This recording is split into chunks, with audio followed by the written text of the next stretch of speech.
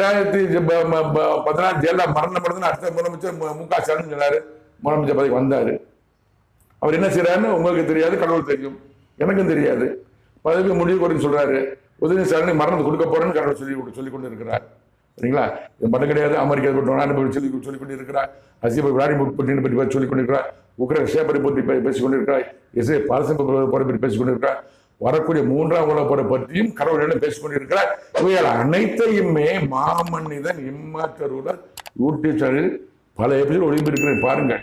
அதனால்தான் சொல்றேன், அரசியல்வாதிகளை கையெடுத்து கும்பிடுற, யாரும் அறியாமல் செய்யும் தவறு என்று ஏமாற்று நிலையை மாற்றுங்கள். யாருமே பார்க்க நினைக்காதீங்க. இடி அதிகாரி சரி கட்டிடலாம், ஹைகோர்ட் சரி கட்டிடலாம், உச்ச நீதிமன்றம் சரி கட்டிடலாம், திறமை வக்கீல் வச்சிருப்பீங்க, வக்கீல் வச்சு வாதாடி சரி கட்டிடலாம். நீங்க லஞ்சம் கொடுத்துன்னு சொல்ல மாட்டேன் நான், அது கடவுள் தெரியும். பெரிய வக்கீல் படிச்சு ஒரு வக்கீலுக்கு ஒரு நாள் சிட்டிக்கு வந்து 5 30 லட்சம் 40 லட்சம்